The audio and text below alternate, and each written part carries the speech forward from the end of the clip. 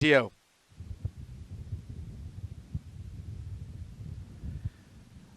Well, hello everybody and welcome along to a bright but chilly afternoon here at Daytona International Speedway.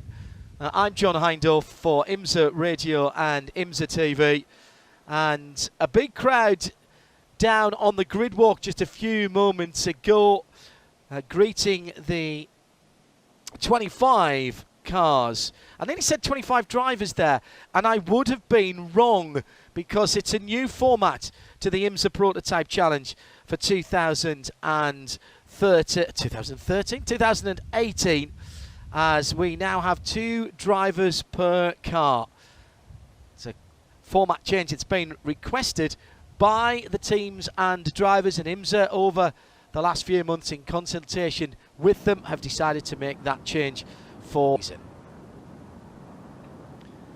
The engines are started on pit lane, and we're ready to go for the 2018 season. As ever, there are 2 classes of cars for the IMSA Prototype Challenge presented by Mazda. This is the first time that we've had racing at this event, and the turnout is absolutely perfect. Still a little bit chilly, but the engines are running, the big V8s in the 13 LMP3 cars and the Mazda 2-litre MZR 4-cylinder in the 12 MPC entries.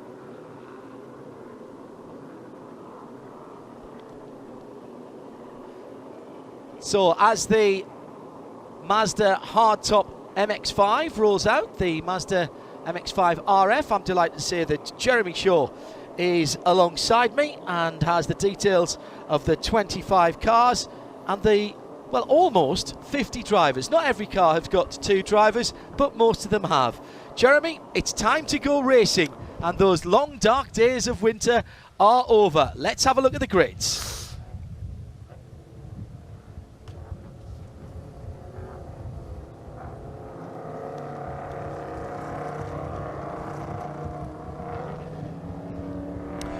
25 cars will line up for the first round of the 2018 IMSA Prototype Challenge presented by Mazda. There'll be 13 LMP3 cars and 12 MPC contenders. They are split with the 13 LMP3 cars at the front, followed by the MPC cars. Let's start with go through the order from the back with the starting drivers for each of the cars. In position, car number 77 for Performance Tech Motorsports will be Howard Jacobs. Alongside him is car number 46, that's Jay Salmon for ODU Motorsports. In position number 23, car number 24, is Tim George for Eurosport Racing, and Paul LaHaye in car number 36 for One Motorsports.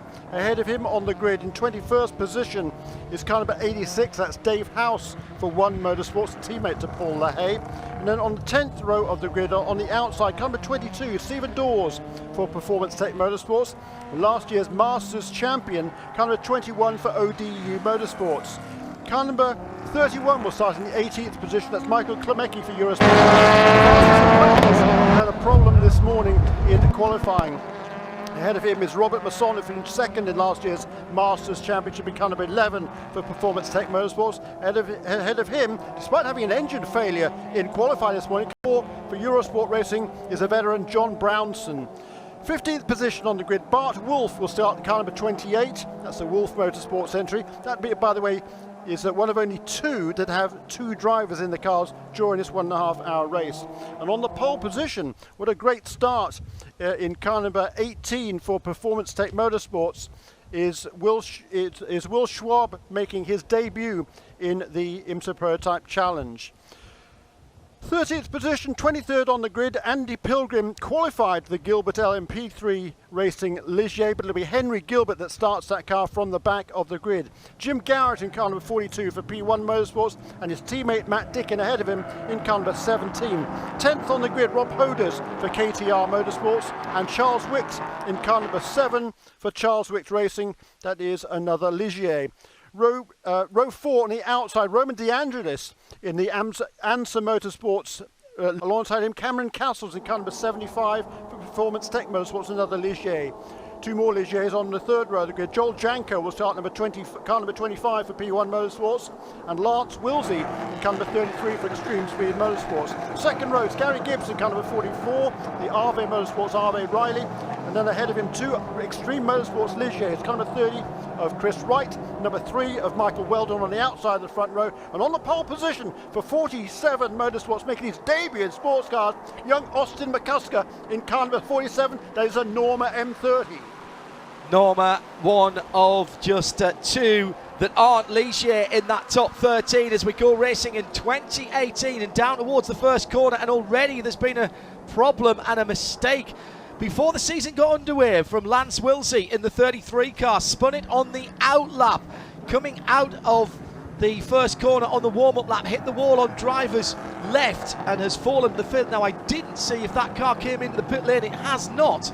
So they've obviously decided to start that car. He wasn't able to make his positions up as they go down to the west end of the circuit for the first time. And as predicted, the bigger engine cars getting their tyres up to temperature pretty well in cold conditions here. Chris Wright in the number 30 in third position, already falling down to the back of the field at 24. That is one of the four-cylinder cars, Tim George, and he had a spin on the infield as well. Adam.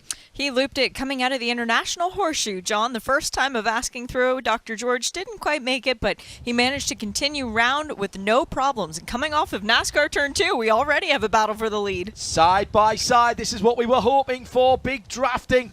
The leader just about has the inside line, but has to hit the curb very hard into the first part of the bus stop. And that's a change for the lead already. We're not even done with the first lap, and Michael Weldon leads it for Ligier, but Norma is fighting back in the hands of Austin McCusker, who flips to the high side and gets a little bit of a run onto the tri-oval, the side-by-side, end of the first lap. It could be that McCusker will be shown as the leader at the end of the first lap, and people will think that nothing has changed since the start of the race. He is shown by 0.026 of a second, but he's having to go the long way around into the first corner and outbrakes himself down the inside. Weldon in the black and green car manages to cede back the position behind, still in third place, Wright, and then Gibson, the first of the Masters class runners in that RV. That's the only other non-Ligier in that LMP3 class. In MPC, the Mazda prototype challenge class, it is Robert Masson that leads. Stuart Retty in second place, the 11 and 21, and they split by nothing at all. The 10th of a second between those two as they went underneath us at the start of at the end of their first lap, the start of their second, and then Wyatt Schwab in third position, a couple of seconds further back, so a bit of a gap opening up. And the two veterans there, Robert Masson and Stuart Reddy, both starting some way down the order in the 17th and 19th positions respectively overall. They come across leading in MPC in 13th and 14th. Oh, great shot that we've just had there with the big prototypes on the outside of the banking and still cars working their way around the infield. Michael Weldon blew the exit of turn 6, and that's what allowed the 47 of Austin McCusker to retake the lead as they went through the banking portion of the track. Now the Ligier has to try and fight back as they exit the bus stop and continue around the lap. It's fighting on the portion where it's not necessarily stronger, so the Norma able to pull a little bit of a gap, but it is just that, a little bit of a gap.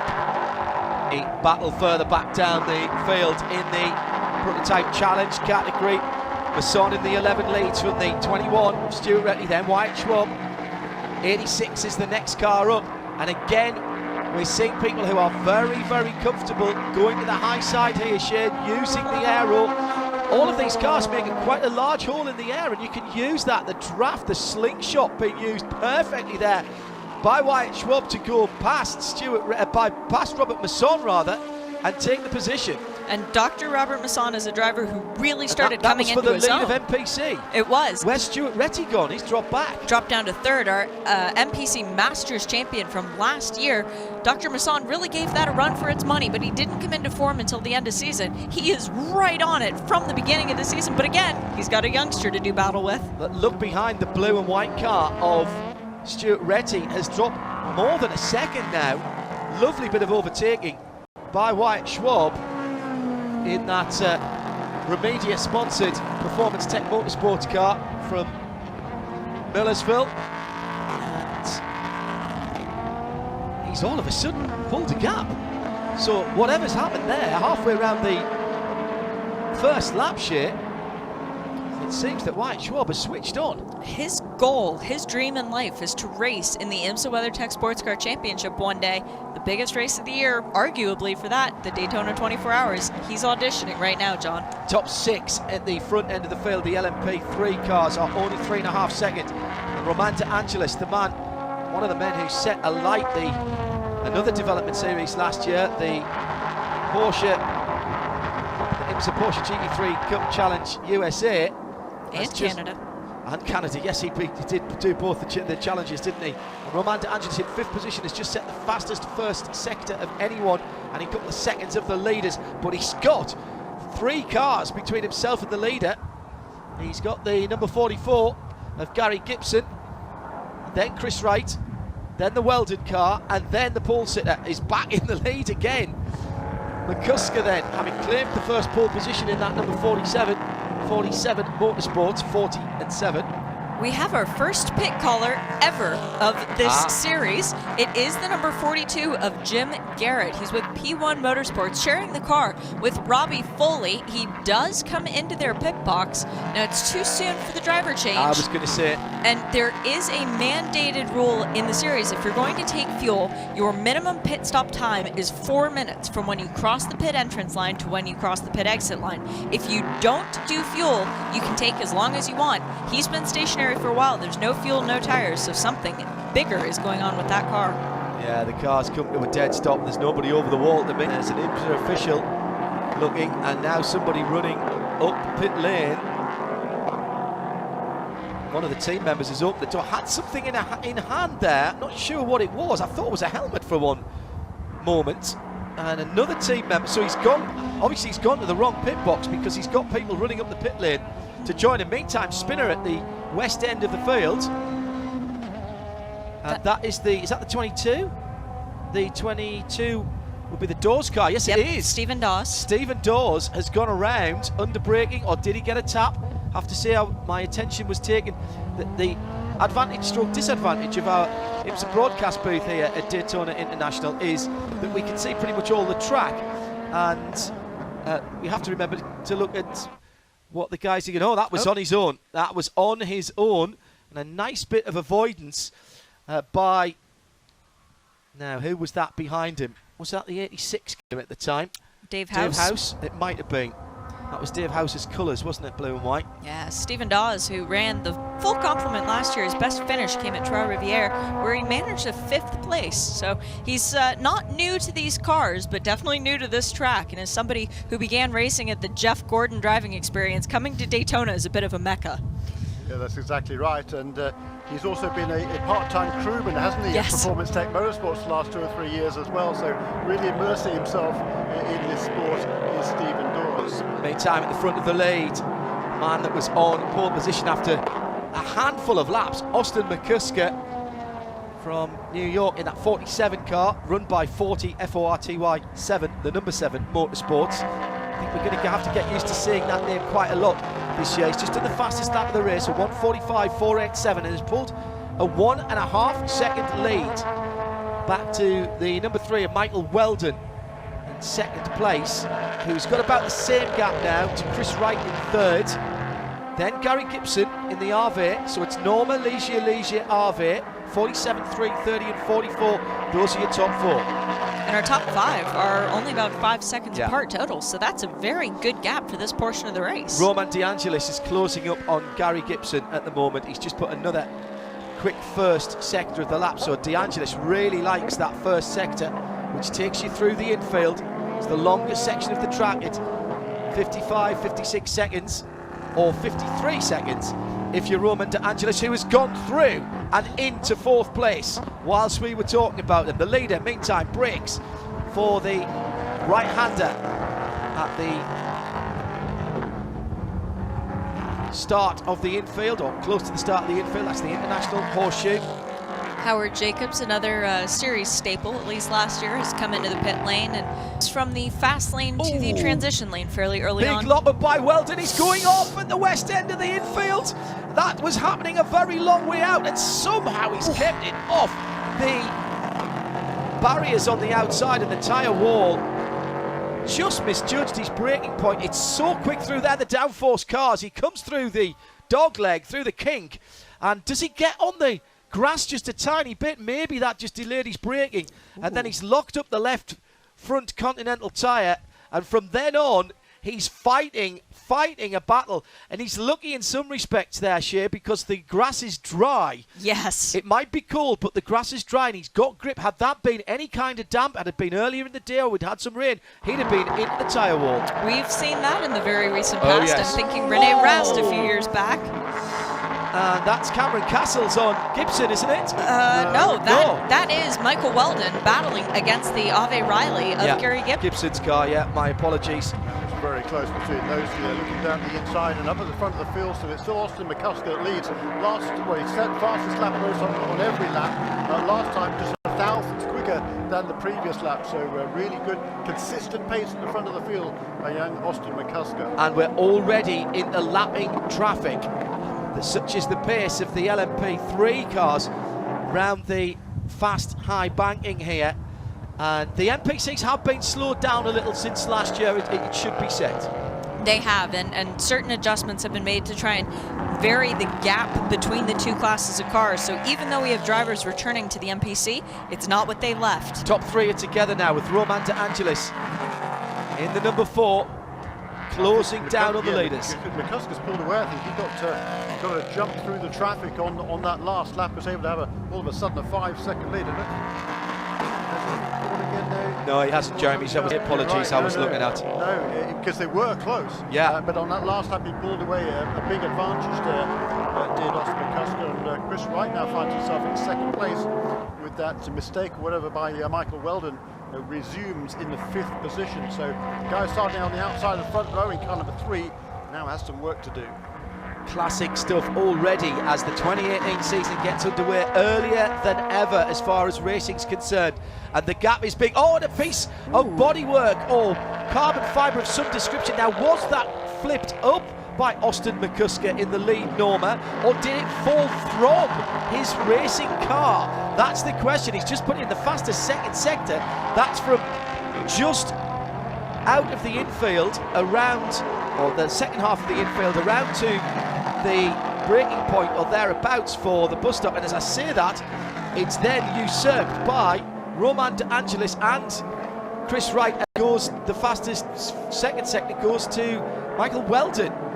We mentioned the crash off the start. Oh, here we get another look at that bit of bodywork that gets flipped up. That might have come off his car. I think that came from underneath the car. He rode the entry curb, the left-hand inside curb, into the bus stop, which pushed the car, obviously leaned it over to the right-hand side, and I think that's part of the diffuser at the back of the car from the right rear of the car, possibly one of the vertical planes. Meantime, the battle for second is on. Roman De Angelis right up behind Chris Wright. De Angelis in the black with the orange striped LMP3 car. That's a Ligier.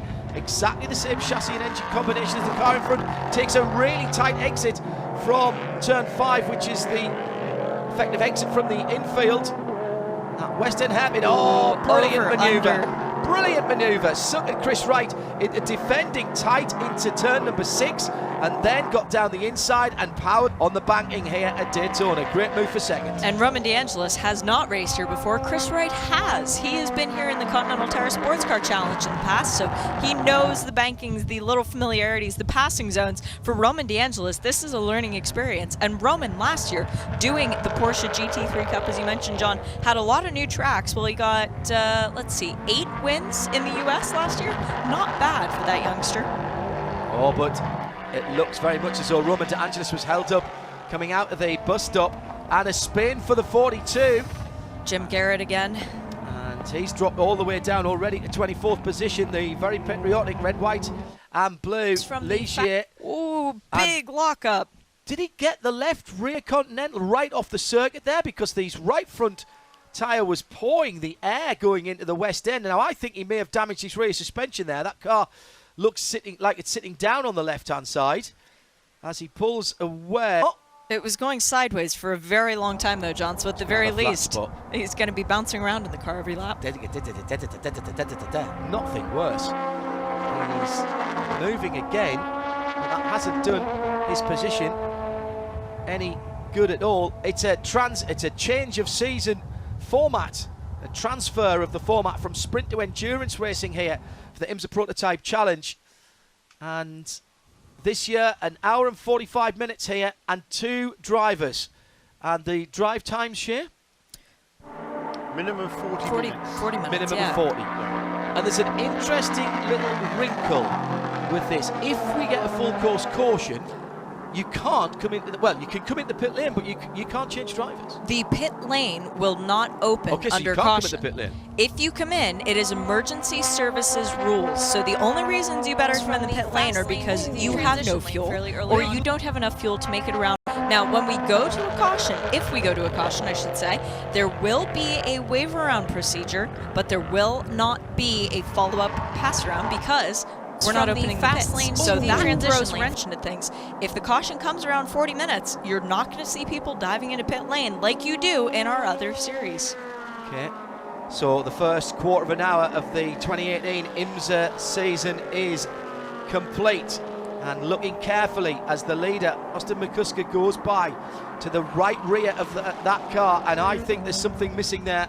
The left rear looks like there's a little bit more light shining through it than the right rear. So maybe that was when he came off the curb then, coming through the International Horseshoe now. Let's have another look. I think it was the turn-in curb to the bus stop that damaged it, which would have been the left rear. It's not slowing him down. A 45.5 last time around was still faster than any of the other LMP3 cars. Leading in the MPC category, by the way, Wyatt Schwab from Stuart Retty now has dropped 5 seconds, and he's under pressure from Robert Masson, recovering in that number 11 car. Well, oh no, that's the other way around. Retty's gone by him. Indeed. I mean, there was literally side by side as they came across the line on that last lap. I mean, there was inches between them, absolutely no to tell. Meanwhile, Wyatt Schwab, the youngster there, making his professional debut, is doing a fabulous job. He has gone.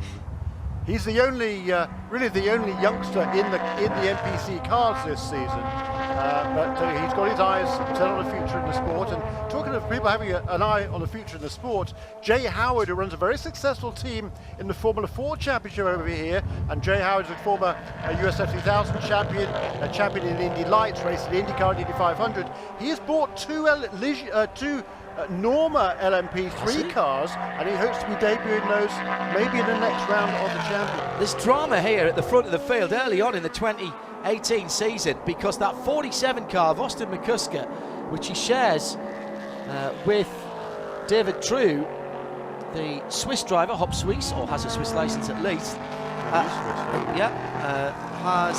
contractually obliged to say Hop Swiss at that point for my mother-in-law. And that has got damage to the left rear. The eagle eyes of Shea Adam spotted that a couple of laps ago. Now confirmed as Hop through the number 25. Joel Janko. And that's along the backstretch, isn't it? Running in 7th position. It's the car that Kenton Cook will take over later on. And Kenton's going to have a lot of work to do. That was coming out of the bus stop.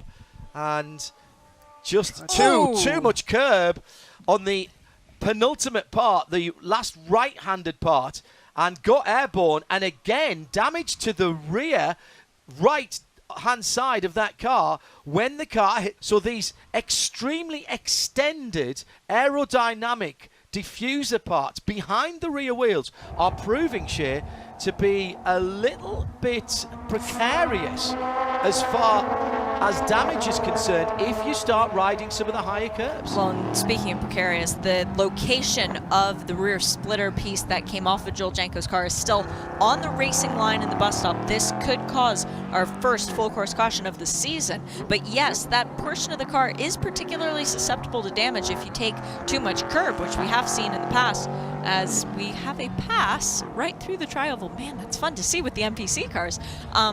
Excuse me, Shea, to say that's the battle for second place. Yes, it is. Which Michael Klemecki just passed both of those two guys we were talking about a few moments ago. Well, Michael Komaki's now scored as the leader, so that was the battle for the lead all of a sudden. And where's number 18? He's in the pit lane. Yes.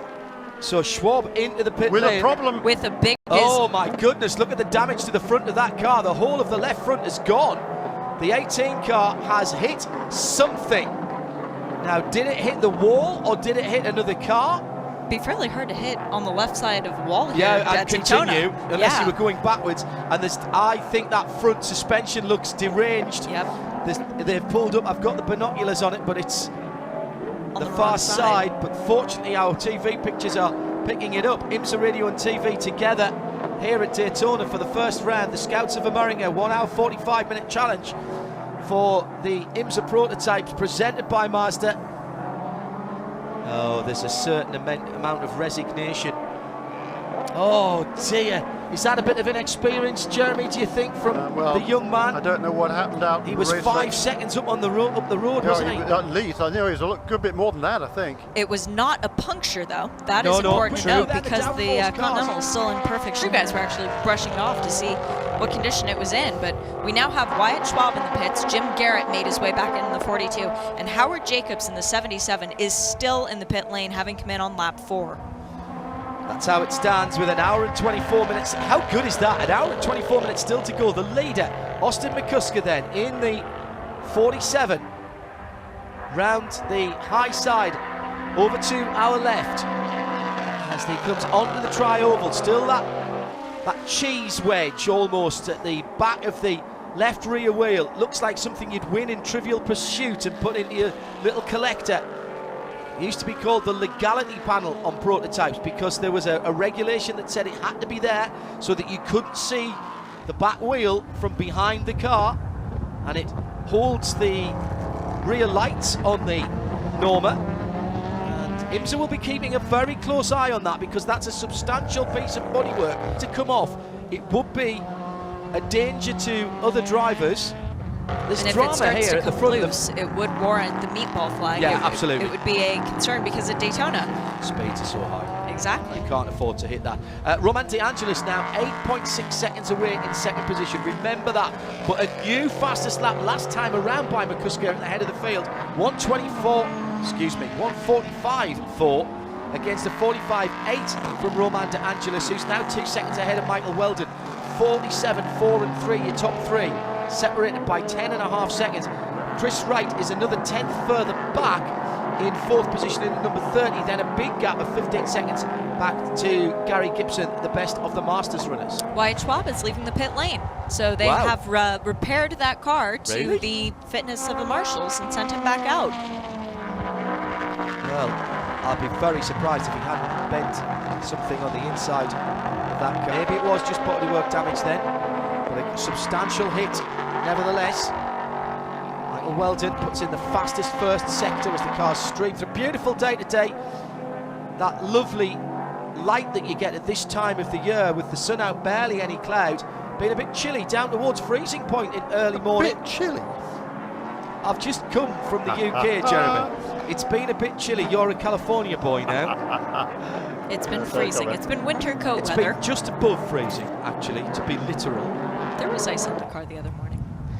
There's that battle for second place still continuing now with Roman De Angelis. Michael Weldon in the third position in Carlin Speed. Scarlett started on the front row, ran in second place, only a second or so behind McCusker for the first 4 laps. Then had that spin, is now working his way back up into third place and has closed up onto the tail now of Michael De Angelis. And both of those just passed the MPC pace setter now, which is Michael Clement.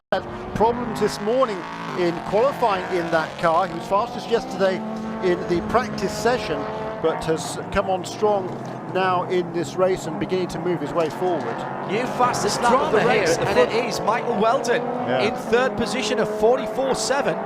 First, is that the first lap we've seen down in the 44s? I think it is. Oh yes. As Austin McCusker does his fastest lap of 45.2, so that's nearly half a second slower. That's a cracking lap by Weldon. I wonder if he got a little drag there from De Angelis, who's only half a second or so ahead of him, and that is a gap that's going to come down very quickly if he starts putting in laps at that time. That was Well, De Angelis all of a sudden is only 3/4 of a second ahead of Weldon, and Weldon is on a charge. He certainly is, and from McCusker, the race leader, he just had his best lap of the race on that lap as well, and it was what, not half a second he lost to the third place car, Michael Weldon, on the actual racetrack. These cars look great on the high banks. Here comes the battle for second around a couple of MPC cars. And Weldon is closing in. There's no doubt the black and orange car, almost like a Coast Guard livery with that orange stripe on the side of Roman De Angelis' black machine as he comes underneath us in the Ligier, and then the green and black similar car. And then with this right there, there's no need for a stopwatch now as Weldon closes in under braking. Now, has De Angelis got problems here? A very accomplished young racing driver, albeit in these prototypes with the high downforce for the first time, being locked up from the third place car of Weldon as they go round the leader in MPC, the blue and white open top car of Michael Chomlecki, and they have managed to both get through. And if anything, I think, Shea, that Mike Weldon just dropped back a little bit. Oh, I say that, he's very good on the brakes, isn't he? He is, and that's what caught him out going into the International. Was a little better on the brakes than he was, but no, he has to share this car, so his drive time will elapse. Roman De Angelis is the only pilot of the number 4 car. How will that play into effect later in the race? It's not mattering right now. Yeah, that's a good point. The drivers do have to get out the cars when they are being refueled, though. Yes. Even if they're the closed top cars. The MPCs, the drivers have to get out of the car. That makes sense, even if they're by. Yes. That's an open top car. That's sensible safety. I like that. And remember, there is a statutory minimum pit lane time. From pit in to pit out is 4 minutes. It was 3.5 minutes before the SSR came out, and then they decided that they wanted to lengthen it another 30 seconds for safety. SSR, supplementary statutory regulations, that will change event by event.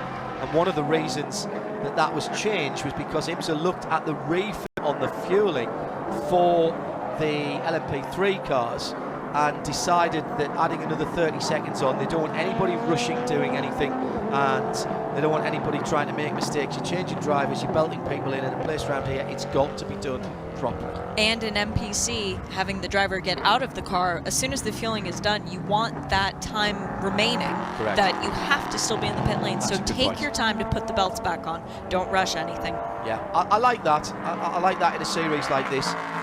We know that you can save time in pit stops, but for the most part, you know, these are guys who are making their way through racing or still enjoying their racing, and there's no need to put excess pressure on and have them try and steal seconds and be fastening belts on the way down the pit lane. There's nothing worse than that. So this battle for second place now in the overall and in LMP3 goes back out onto the speedway banking. Roman De Angelis, who was pretty spectacular in the gold category for the slightly older specification cars in Porsche last year. Didn't have a lot of luck. Spinner in the International Horseshoe. Rob Hoders, is that, I think? It was, but he managed not to hit anyone or anything, so a very good catch. Yeah, he recovers. He and Lance Wilson, number 33 car, that's been even on the pace lap, they're having a great little battle there. That was for 7th and 8th positions. And Rob Hoders has done some Lamborghini racing the last couple of years. Great catch by our replay team, trying to go down the inside of the 33 cars. Jeremy was saying they were battling after the 33 hit the wall on the formation lap, let's remind you, in the hands of its driver. Change for second place as they head down towards turn 1.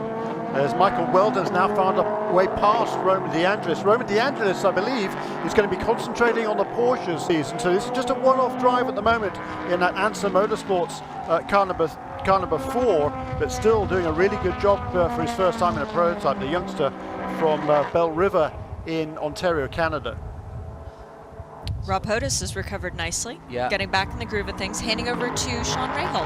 8th position for that car, with the battle with the 33 continuing, and that Lance Wilson car has now just taken a little bit of an advantage McCusker puts another quick lap in for him. Not the fastest lap of the race, but his fastest lap, just knocking on the door of the 1:45.0, not quite down to the 44s yet. No, but been super consistent, isn't he? And Yes.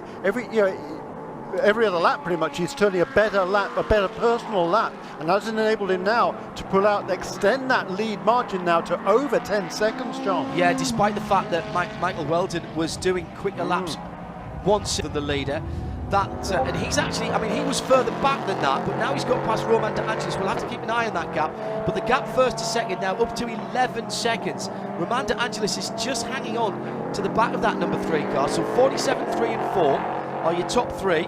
And that battle for second on the banking again with the dark red Ligier.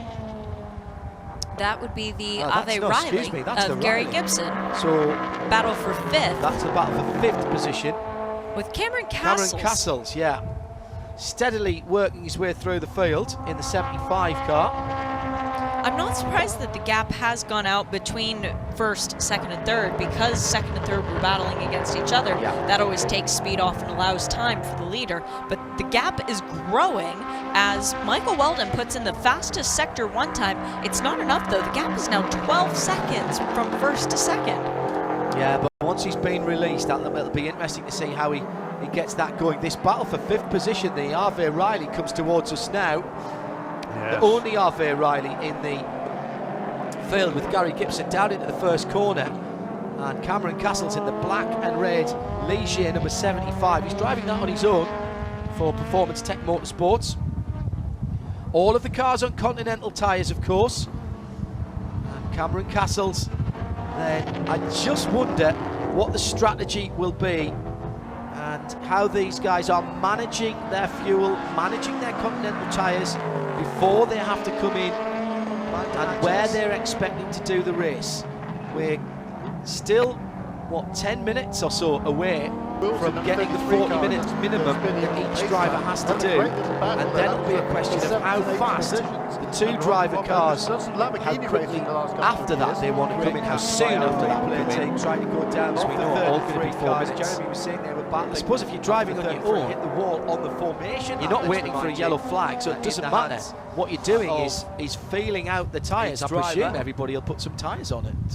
We've not seen this before. I was talking to some of the teams this morning, and they're not sure. Well, some are planning or were planning on it, and some weren't. So we'll see how that transpires. Michael Weldon, another good lap there. The first 2 cars, almost identical laps. 1:45.2 for Austin McCusker, who now leads Hantley. Is now working his way through some of the LMP3 traffic. He's working way past Matt Dickin, car number 17 on that lap. Matt Dickin running in the 11th place overall. McCusker's lead now is over 12 seconds. Matt Dickin, who will be handing over to his longtime driving partner and coach, Corey Lewis, a little bit later. Another one of the P1 Motorsports cars. Now, they have 3 cars under their umbrella, all LMP3 Ligiers, so they can split the strat. They could try tires on one for this race, no tires, and then figure out if it'll be more useful for Sebring. Here comes Cameron Castles right up into the slipstream, coming down in the International Horseshoe, down the inside driver's left. Ooh. He's very decisive though. He made that move early. He stuck his car into the gap and made sure that Gary Gibson could see him coming. And I think that's so important here, because you're doing a lot of hard braking very late with these downforce cars. And Gary saw that, gave him room. Good driving by both. Yeah, hugely experienced is Gary Gibson. Been around this sport a long time, does 72 previous starts just to this championship. So it goes back a long, long way. He's never won a race, but 9 second-place finishes over his career in this series. That was a great pass. He set that up coming out of the first corner, Shea, didn't he? Stayed to the right-hand side through that little kink. And at that point, there was no real option for Gary unless down on him, and that would have been disaster for both. Exactly, and for Cameron Castles, he's raced here before. He knows how it's worked. He won here last year, not in this series, but he knows Daytona. That's an advantage for Cameron. Gary Gibson knows the series, but doesn't know Daytona. Yeah. Very good point. Meanwhile, in NPC, Michael Klemecki, having worked his way through into the lead, is now being closed on again by Robert Masson, who turned his best lap on the last time round. This time as they came across to complete their 17th lap. Michael Klemecki in car number 31. And that battle, by the way, was just ahead of the two prototypes that we were watching that battle for a few moments ago. Fifth position. Yeah, fifth position. Car number 31, he's just turned his best lap in response, so that battle is heating up ahead of MPC in 12th, 13th and 14th places. Yeah, that's just a second or so, 1.2 seconds as they went across the line underneath our feet. The blue and white number 31 is the leader.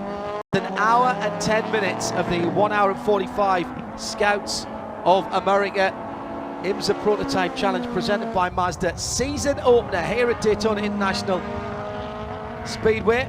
John Hindhaugh, Jeremy Shaw and Shea Adam watching the action for you. And that blue and white 31 car leads the Mazda Prototype Challenge class for the smaller engined open top cars. 4-cylinder, 2-litre. This little screamer of an engine. And the next open top car back is Robert Masson. He's gradually been closing in, and both of those drivers now turning their quickest laps of the race, and they've got faster LMP3 cars coming through. Remember, two classes here.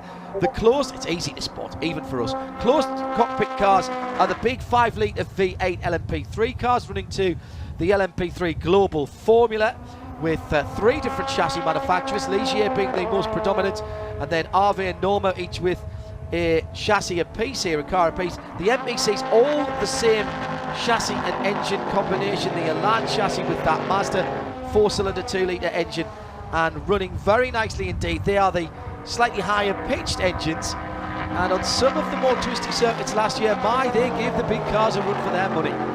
They're extremely light and nimble, and our leader at the moment having to keep his wits about him as Gary Gibson goes through in the red and white RV.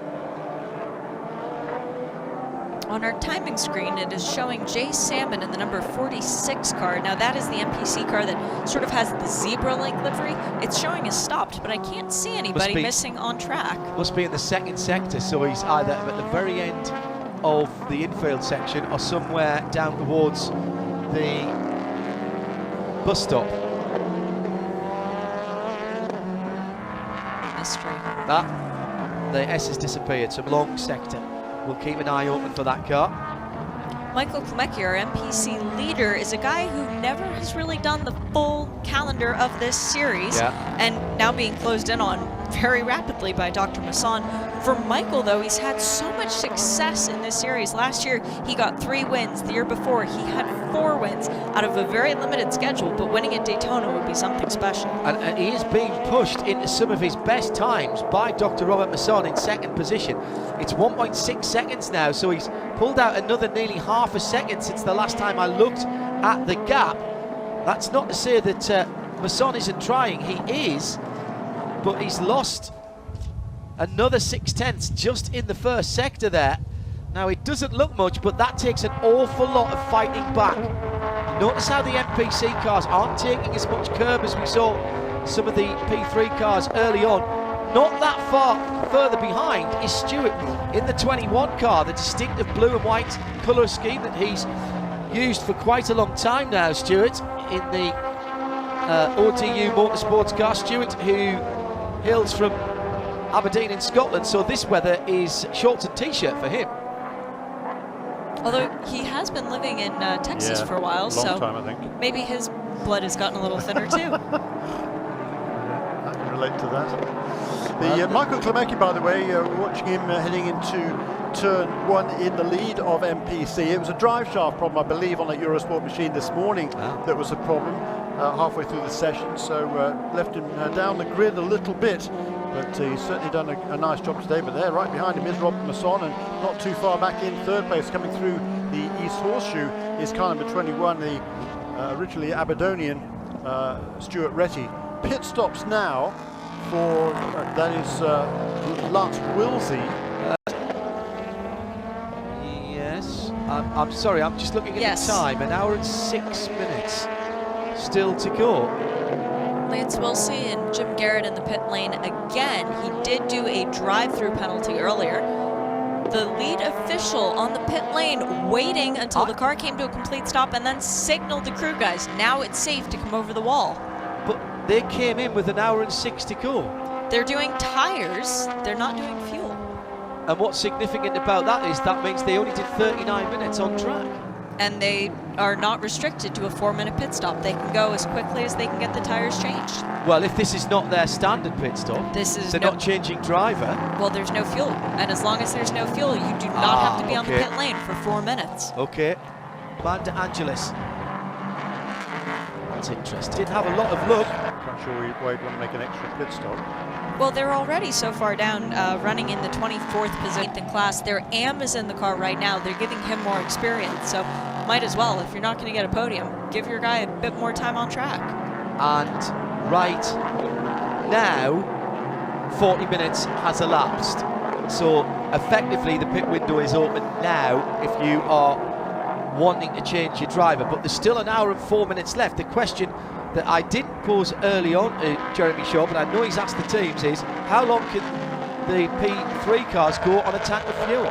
They can do over an hour, so they're fine. But of course, it's the minimum drive time, so he's not changing drivers, is he? No. Lance Wilsey. So he's fine making that pit stop now. He can make it whenever he likes, effectively. That was tires for Jim Garrett in the 42. Lance Wilsey came in, and I believe it was a penalty for him. Oh, do you? Yes. Okay. Because it was not a stop in the pit box, it was a straight through. Okay. But we do have a pit stop. That is the number 25 making his way. I think this is the first. I'm sure it is. First of the quote-unquote proper pit stop. So this should be a 4-minute pit stop. So don't expect to see anything happening very quickly here. Air jack goes in, car comes up, and the driver change is beginning. Meantime, spinner on the infield, and I think that's the 33 car again that has gone around. There was a swap for position just before that I'll bring you up to date with in a moment, but let's just confirm that... Nope, 42. Oh, it's the 42. Jim Garrett. It's Jim Garrett who's just come out of the pits, of course, and he'll be on cold tyres. So a cold set of Continentals, and Jim hot under the collar, but not under the rubber. So, with the rubber under him, should I say. So that will have been an eye-opening moment. And I'm just trying to work out what I saw a moment or two. Right, and Roman Angelis battling down into turn 1. Yes, it was. They're very close together for 3rd and 4th position.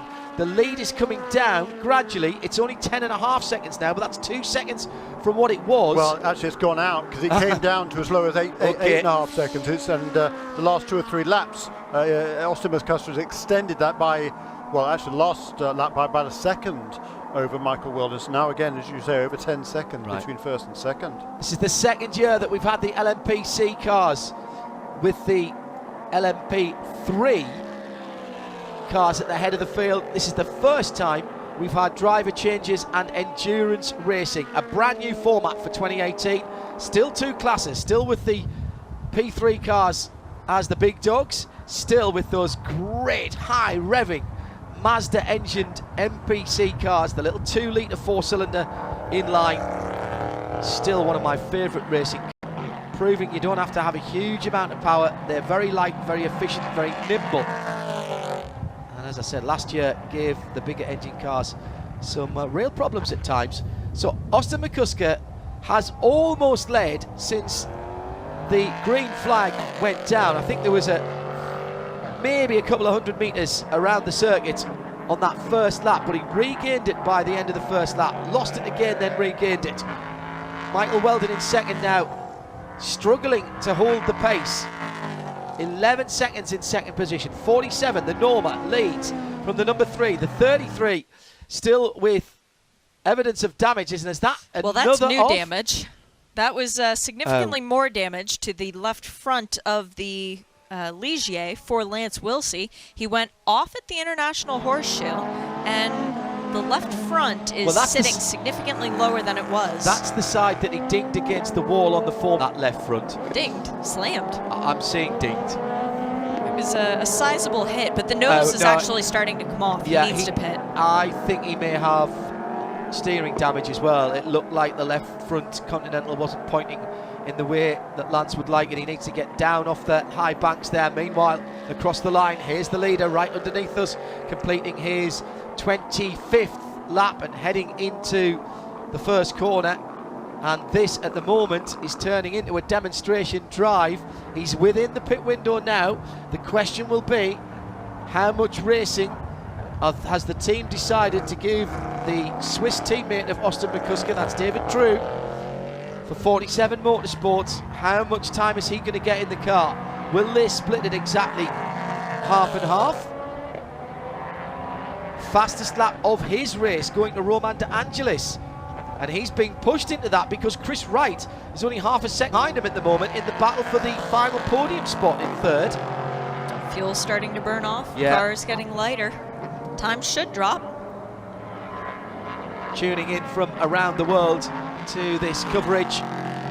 Thank you for your kind words on this new format. Everybody liking it. And it's bringing skills that perhaps we've not seen before in the shorter races, with a bit of more lappery going on, and also with tactics, of course, for the fuel and tyre stops and the driver changes. It's the first round of the IMSA Prototype Challenge presented by Mazda from the Daytona International Speedway.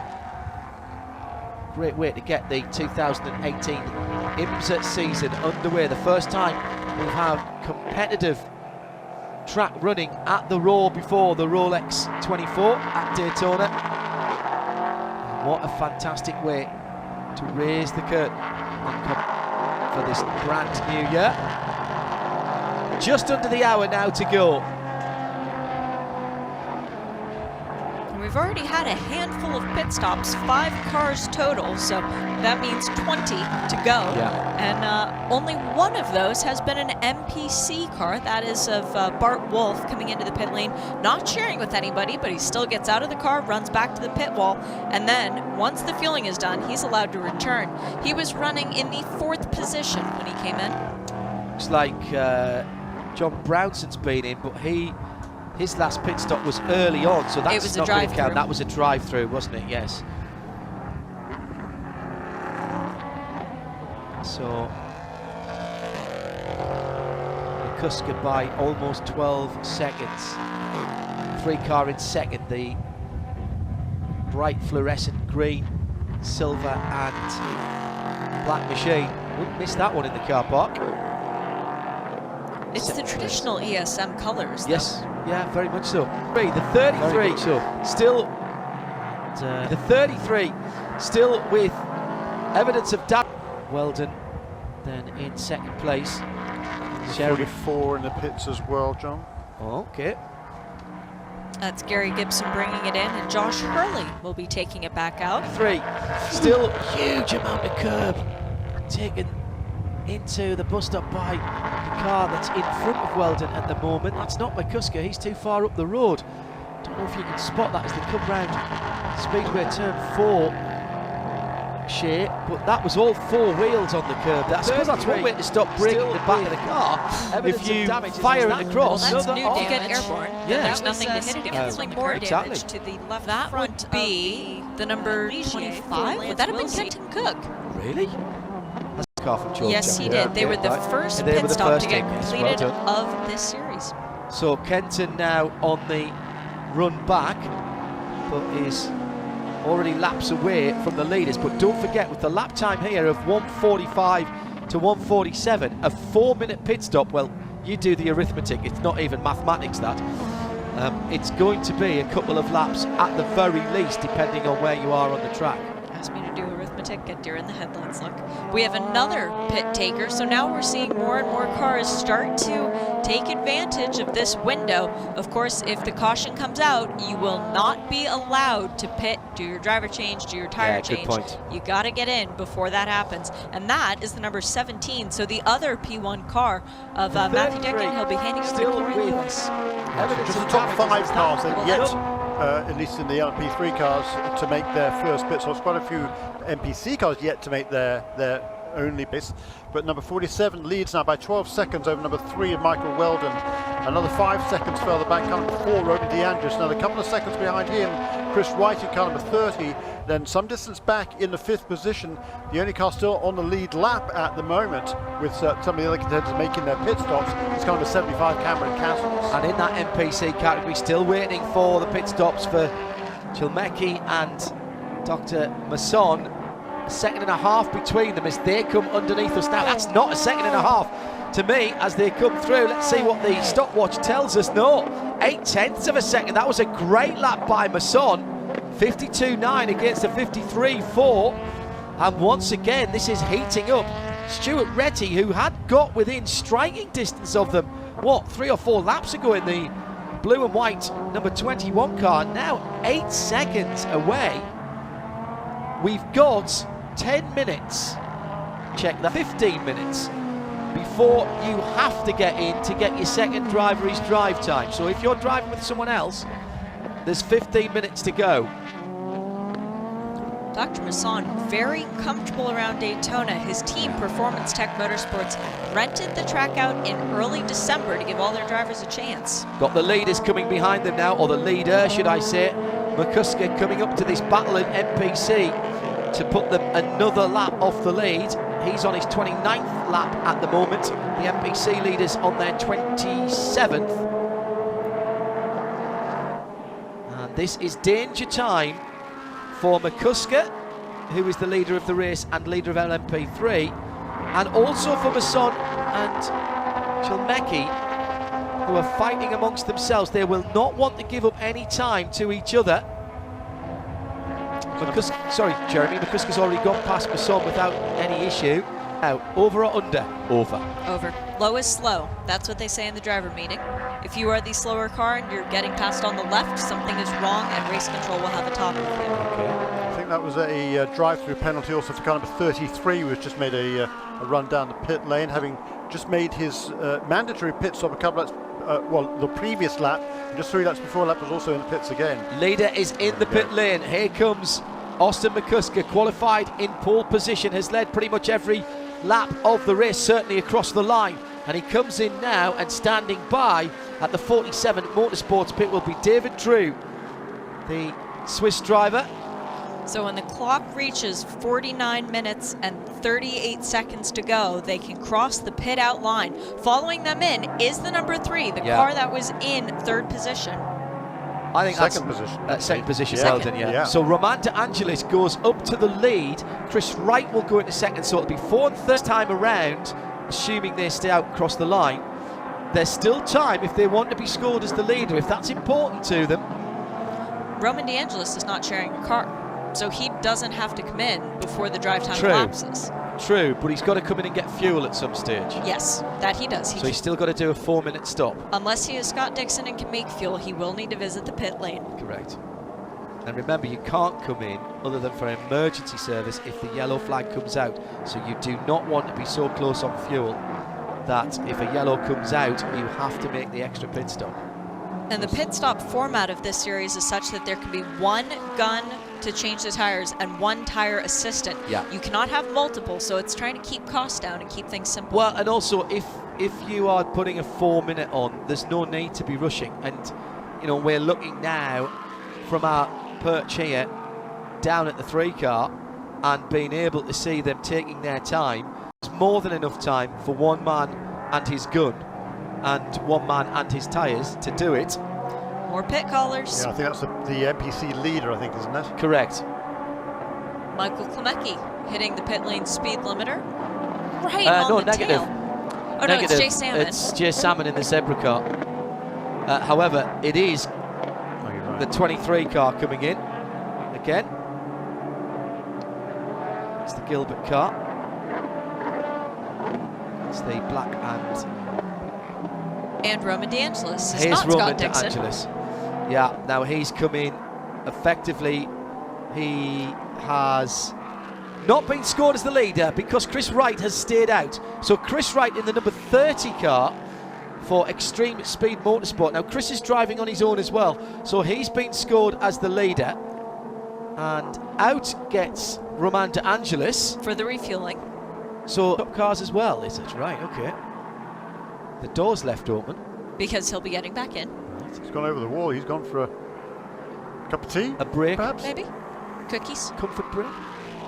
Not sure. Look at the heat coming off the brakes there.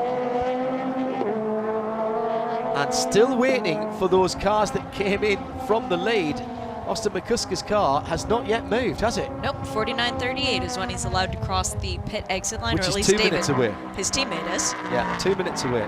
So we're going to have to get used to this through the season, of a bit of inactivity on the pit lane whilst the pit stops go on. So the man at the lead of the field is Chris Wright. He's just come out of the bus stop and heads into the back turns to our left. Coming into the tri-oval. Oh, a little bit of a wobble on the car there. Now, is that because he's trying to get fuel in, or was that an issue? Did he have an itch that he had to scratch there and took a hand off the steering wheel? Could be the fact that it is very windy out there right now. That's John. a very good point, Shay. That is a very good point. Which way is the wind blowing as well?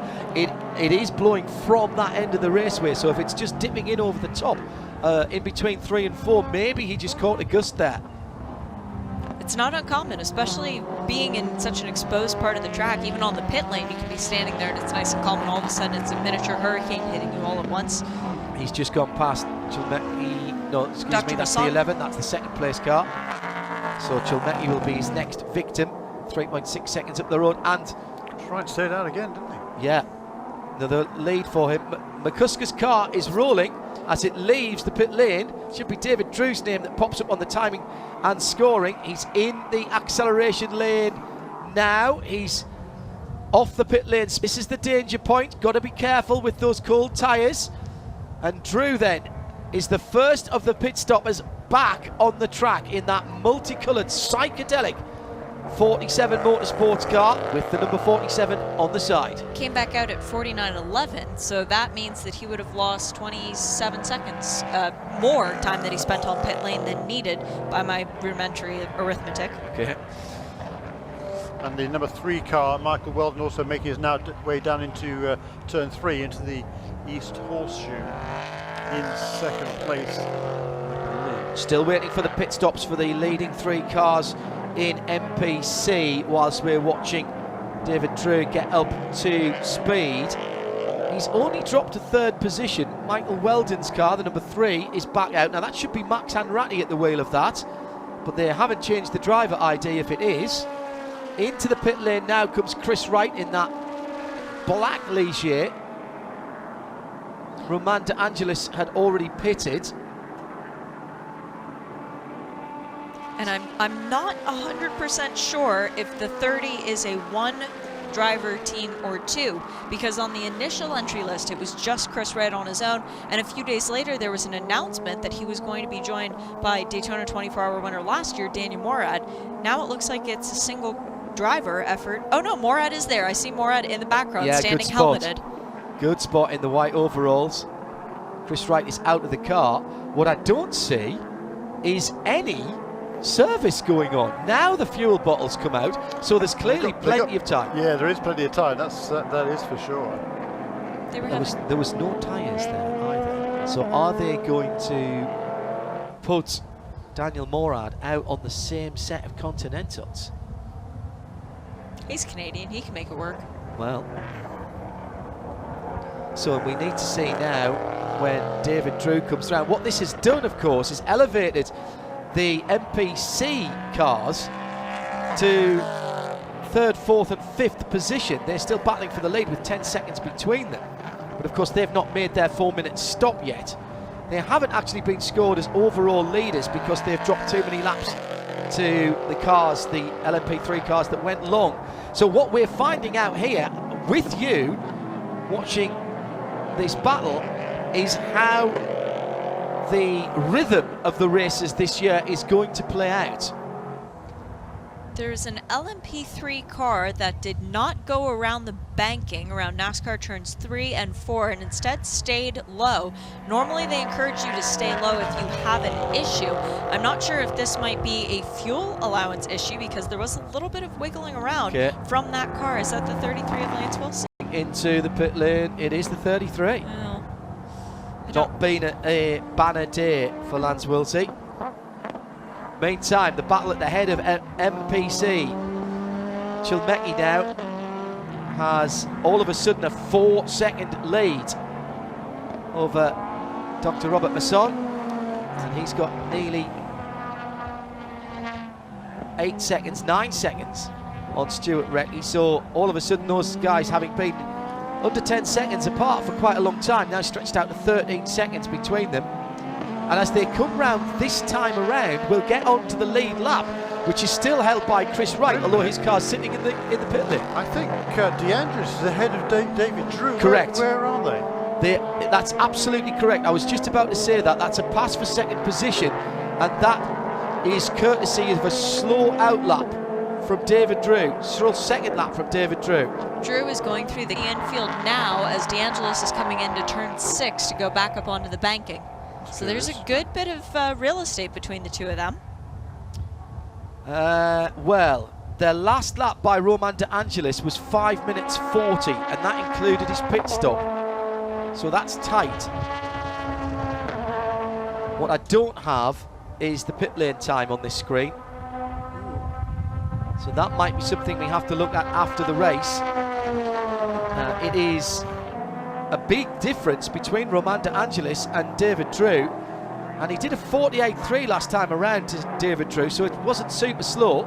Into the pit lane comes the second place overall car. Michael Chemecki leads the MPC category with 44 minutes still to go. But Dr. Masson stayed out, so he will now inherit the lead Correct. of the MPC class. Chemecki comes. Stephen Dawes comes in as well as the number 21 exits the pit box. Now he's driving, I mean, Retty's driving on his own, Masson is driving on his own, and is Chemecki driving? Chemecki is driving on his own, Chemecki's driving on his own, yeah. So those guys don't have to worry about drive time, but they still have to worry about the 4 minutes. So in goes the fuel from the bottle, and they're deciding whether or not to do tyres. David Drew lost a lot of time on that round of pit stops. They spent about an extra, what did I say, 27 seconds in the pit lane over top of the window. Yeah, he's now behind DeAndres. He's 13 seconds behind DeAndres, so that's going to be interesting.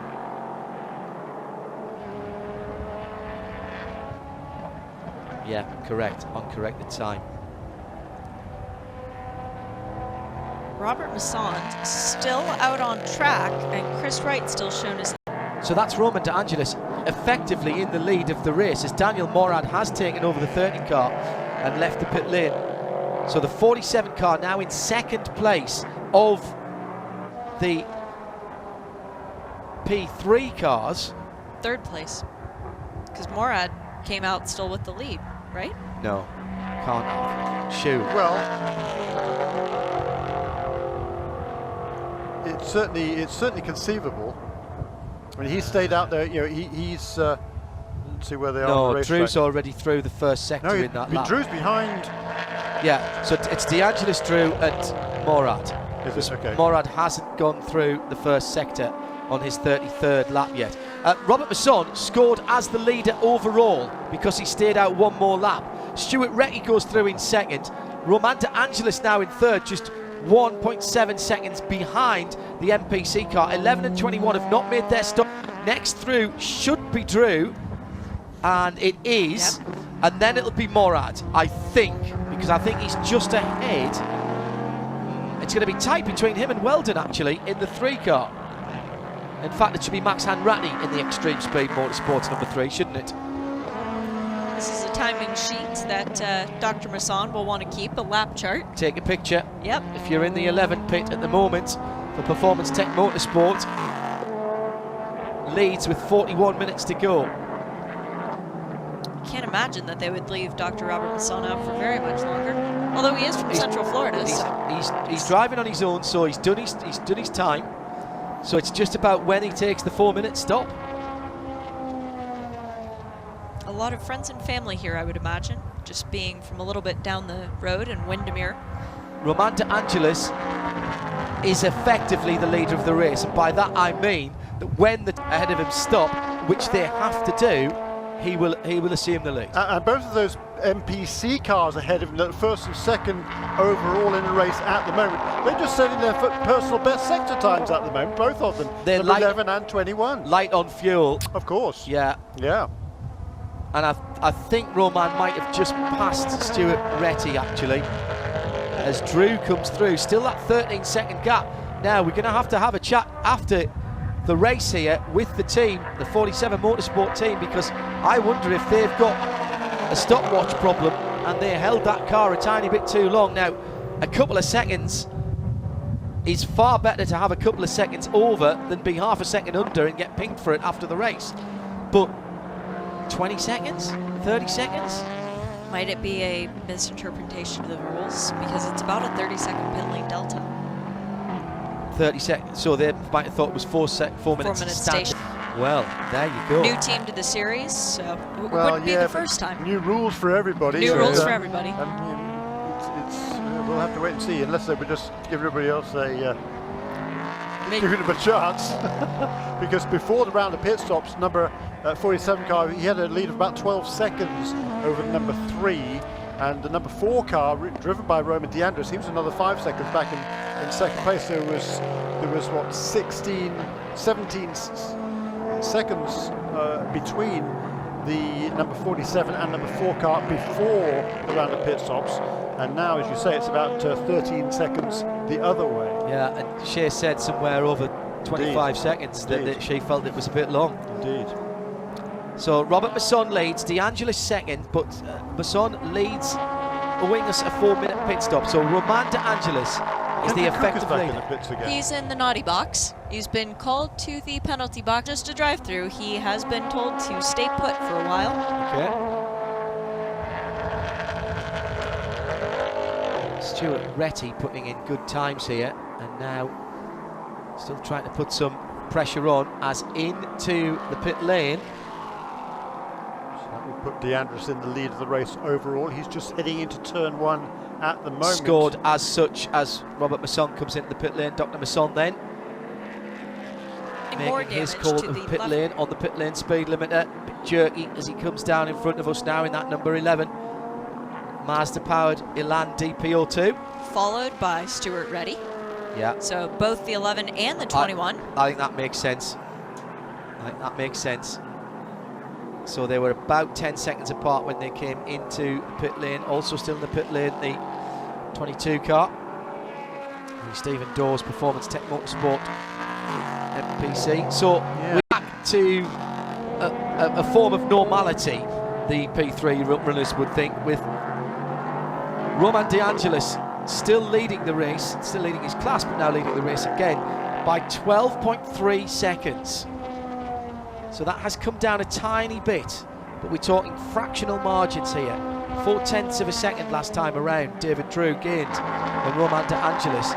Third will be Michael Weldon as he comes through, but he's quite a long way back. He's yet to cross the line, I think. Let me see. No, he's come through 30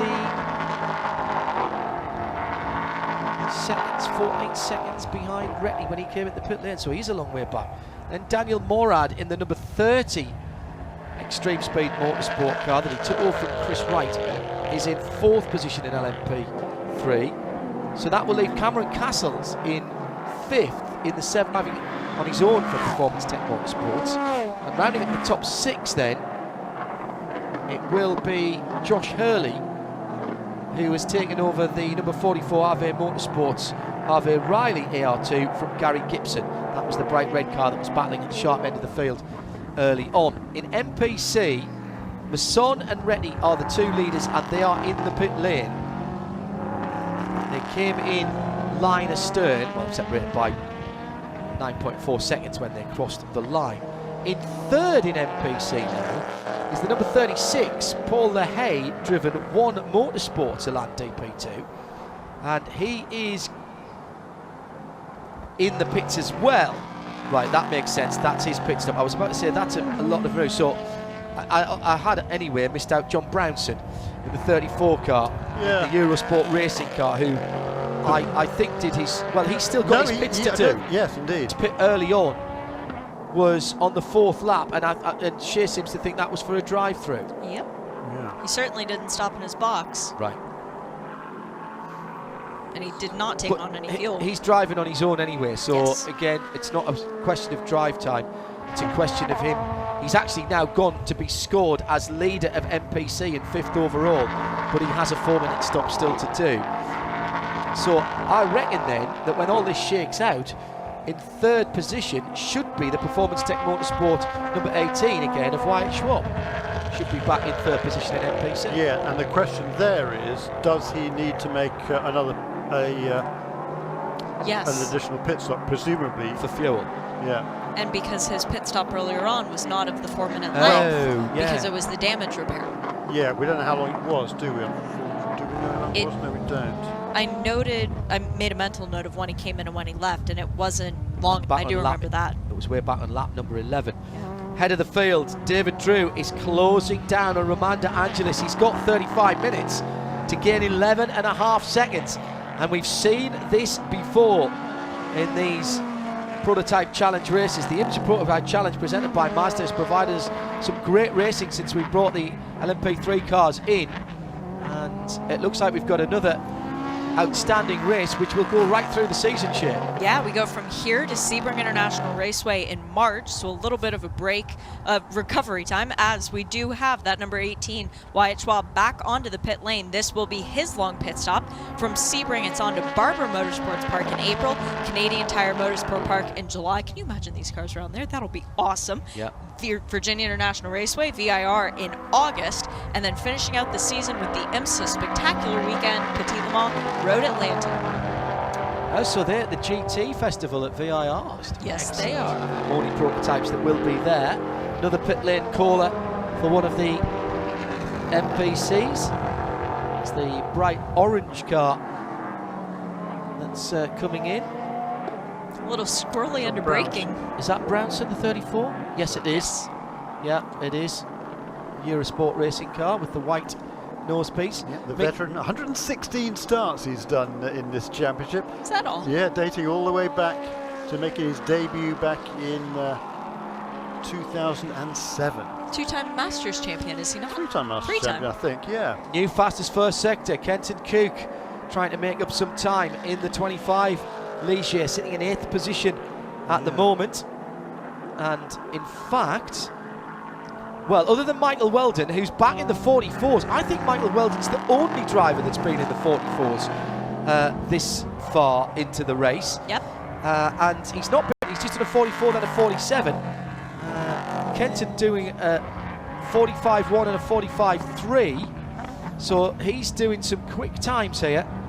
Yeah, but meanwhile, Roman De Angelis, who leads this race, his last 4 laps have been 45.82, 45.92, 45.93, 45.87. Love that consistency, Roman De Angelis, and that is why, even though David Drew in that number 47 car, the Norma, has apparently a faster car, he's not making much inroads. He's just pulling in maybe a couple or 3/10 of a second per lap. That is not enough, even with half an hour remaining. So he's going to have to step up his pace as David Drew if he wants to snatch away that win from Roman De Angelis. Taking half a second out of him last time around, 45.5 by De Angelis. David Drew 45 flat. And that slight improvement from De Angelis from the times that Jeremy just read you out there was down to a very fast first sector. Indeed, it was Roman De Angelis' first sector of the race. That is 54 seconds long, that first sector, if you call in the meal, which Daniel Morad is, and he's just done his car's fastest lap of the race. The number 30 Ligier down to a 45 flat as well, as he's trying to chase down the number 3 of Max Hanratty, who is now on the timing screen. Thank you. Timing and scoring. Thanks, Al Kamel, for that. Daniel Morad would love nothing more than to be told you have a car 10 seconds ahead of you, go get him. Yeah. That's what he lives for. Of course, every driver likes to be completely released. Was that a little mistake there by Roman De Angelis as he was coming down to the international horseshoe? Or was he just making sure that the car in close proximity knew what he was doing? Well, it's Kenton. It's Kenton Koch, isn't it? Yeah. Well, So Kenton's about to unlap himself. Correct. That's what's happening there. Yeah. Trying to unlap himself. So this is the leader. Behind, it's not the second place car, it's the 8th place car.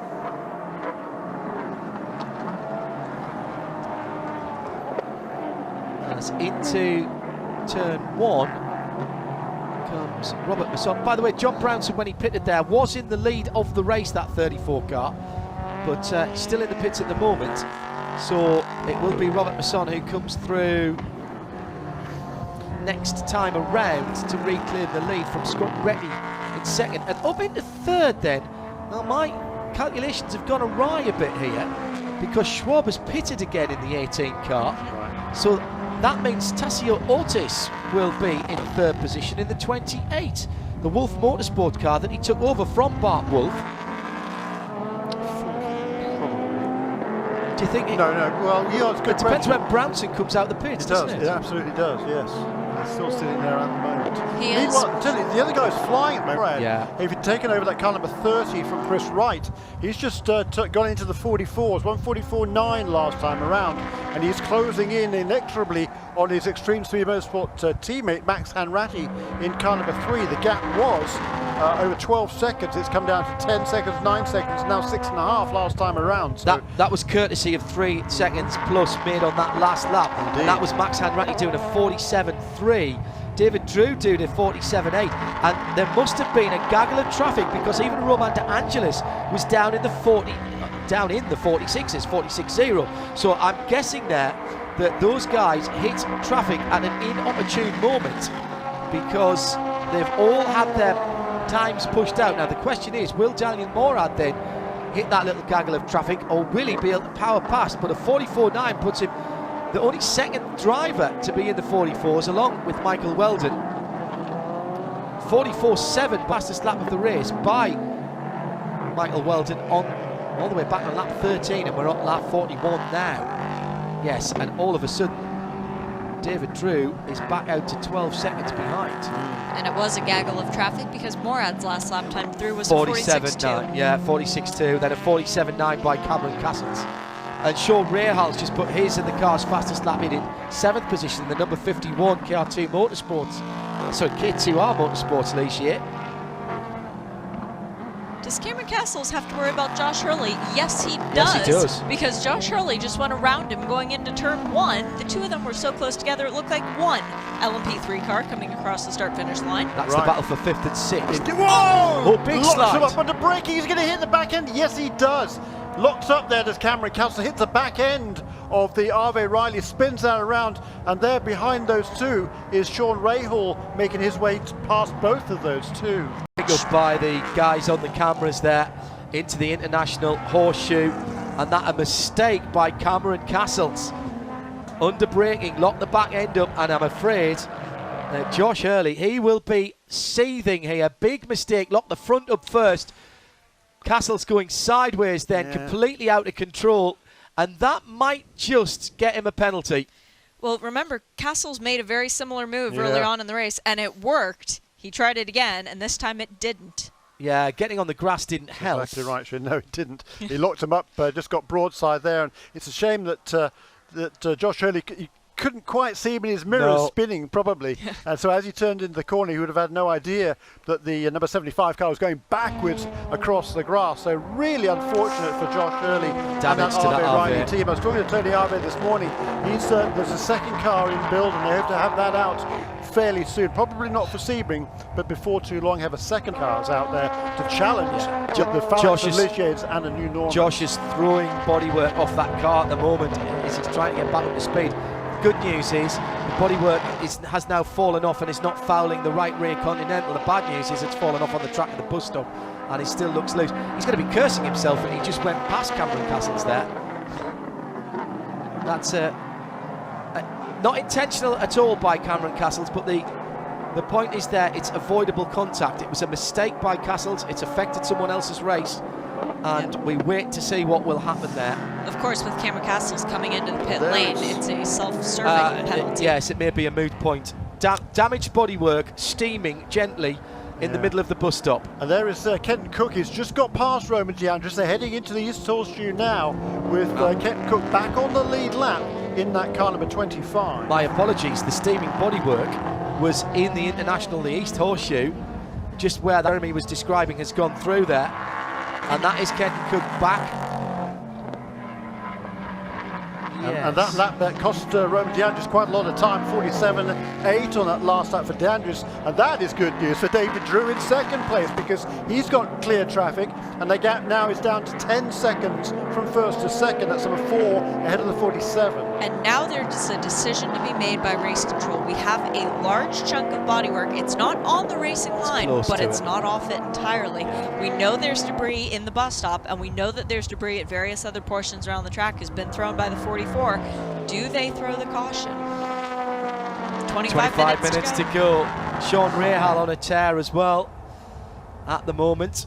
Yeah, and Daniel Morad now about to make the pass on, actually heading down to the West Horseshoe. You can see that battle for third and fourth place. Hanratty has it ulti inside under braking for the Horseshoe with Daniel Morad right now in car number 30. As the leader is on the high banks at the other end of the racetrack, picking his way through damaged traffic. Who's that bright green car who's lost the front end? Morad got through. That would be the Wyatt Schwab car. That's, of course, yes, it Morad is. gets through as they exit turn 6. Hanratty went a little bit on the high side, and Morad said, "Thank you very much. I'll see that open door." And that will put him into third position. Ahead of him, David Drew, and this car going down into the first corner. Roman De Angelis, who has built himself a healthy lead, but it's been pulled back and he's lost another couple of seconds that time around. I've got to ask the question now, is there a problem with that number 4 car? Yes, the problem is that Kenton Cook ahead of him isn't pulling away.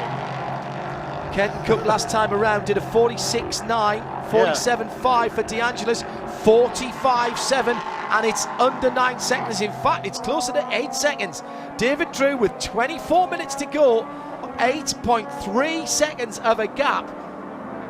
Now, this is very interesting indeed, with a potential, of course, of, well, I think if we were going to see a yellow, it would have come out by now. Daniel Morad on a charge as well. He's just in a 45.2. He was the fastest man of the lead group last time around by some half a second. He's a long way back, but anything could happen if we get closed up behind a safety car. It wouldn't be a very long safety car period. In MPC, by the way, the gap between Dr. Robert Masson and Stuart Retty has eased out. Masson in 10th position leads MPC in that number 11 car. He's already completed his lap, and it's 13 seconds between first and second. Shea. Why did Michael Klemecki never come back out of the pit lane? He had been leading when he came and made his pit stop. White MPC car is still sitting down toward the pit exit. He never re-emerged. Maybe they didn't wind up their stopwatch and it hasn't reached the 4 minutes yet. Guys, it's more than 4 minutes. Yeah, they've had some mechanical problems on those cars. All 3 Eurosport cars had a problem this morning. There was a blown engine for one. There was a drive shaft problem on the Michael Klemecki car, and Tim George in the other car, I think, was a fuel system problem of some sort. Yeah, fuel pressure problem on the 24 car as well. Roman De Angelis will be delighted that Kenton Cook last time around did his fastest lap of the race and becomes the 3rd man into the 44s. A 1:44.9 allowed Roman De Angelis to do a 45.9 and therefore nick a bit of time back from David Drew, who's now 9 seconds behind in second place. He did a 46.5. We are going to be talking about small margins here. 9 seconds seems like a big gap, but if there's traffic, 1:44.6, Daniel Morad's just got the fastest of anyone all of the race. 20 minutes to go. The leaders are round about first, second and third, round about 30 seconds, 35 seconds. In fact, if you add Max Hanratty to that, it's still only under 50 seconds. So anything could still happen here. No mistakes. Lead 4 still within striking distance if there's any issues. A missed overtaking, a botched lappery, and this could all change. Trying to brake a little too deep in a corner. Exactly so, Shea. We're talking fine margins here. Cameron Castle's back into the pit lane again. Might this be the penalty being served? See where he goes for the spin. Continuing down the pit lane. Not. I don't see him pulling into the pits. Nope. Into the pit lane himself, as through comes the leader. Being waved into the naughty step box. Yeah. So this is a little bit. I had to go back out. So it was a drive-through. It was a drive-through for avoidable contact. No need for a stop and hold. Just a drive-through. as through, when all that was happening, that black and fluorescent orange of the number 4, IMSA Motorsports. Roman DeAngelis responding to Yes. Daniel Morad's threat with his personal best time last time through, but it's, what, 0.8 of a second slower than that of what Morad did. But crucially faster than David Drew in the 47 Norma behind him. That Norma now out to 9.2 seconds, and DeAngelis now, I don't know Roman too much. I spoke to him at the awards dinner, the Night of Champions, last year at Petit Le Mans. I don't know if he's the sort of driver who likes to be told a lot, or whether he just gets on with it and asks for the information when he gets it. But his favourite at the moment, Leo Lamales, by the way, the Brazilian driver in the Charles Richt Racing Ligier, has just put in the fastest middle sector of anybody. So that car's trimmed out then. Yeah, that's the 19-year-old from São Paulo, Brazil. This is his first ever car race, actually, Leo Lamelles. 178.2 miles an hour through the trap. That's 5 miles an hour quicker than anybody else. And well, no, I say that, and Josh Hurley's just gone through the 7, but that is considerably higher than anybody else I've seen. I've been watching those. They've been low to mid 170s and 178, nearly 179 miles an hour through the trap. Young and fearless. Clearly. Daniel Morad, personal best and overall best, Sector 1. Oof. He has been unleashed. And it's changed around again at the front with another 3 back to David Drew, but 10s are not enough for David Drew with 18.5 minutes to go. Roman DeAngelis leads in the IMSA Motorsports number 4. Then it's Drew, then at the head of MPC, 13 seconds between Robert Masson, who's carving his way through back market traffic as he's on the high banks of Daytona now. Stuart Retty now 13 seconds, as he has been for some time, in arrears with, it is Tassio Ortiz, as I suspected, in the number 28 car, but he shares with Bart Wolf, the Wolf Motorsports Elan DP02. And he is in 3rd position at the moment, and he's got half a minute back to the number 22, Stephen Dawes, from Performance Tech, in 4th in MPC. Fastest lap of the race again for Daniel Morad last time around. It's getting down to the low 44s now, 1:44.3. This is magnificent stuff for a man who wasn't even raced earlier on this week. Yeah, a guy who was keeping very close to his chest what his plans were for Daytona. Won the 24 Hours of Daytona in the GTD class last year, is not given that opportunity to defend his title, at least yet. I think he's putting on a performance to show he knows how to do well at Daytona International Speedway. It's the first round of the IMSA series for prototypes, the IMSA Prototype Challenge presented by Mazda, and we're racing at the Raw, the traditional test before the Rolex 24 Hours at Daytona. For the first time this year here in 2018, we're making history with a race taking place during the practice for the big 24 Hours later on in the month. And at the moment, Roman DeAngelis is being closed in on ever so slightly by David Drew, the number 4. Leads by now under 8 seconds. Jeremy Shaw. Yeah, he pulled a second on him that lap, because I think Roman DeAngelis mistake somewhere, it cost him the better part of a second. 146.4 last time around for our race leader. He had been doing, well, middle 1 minute 45s.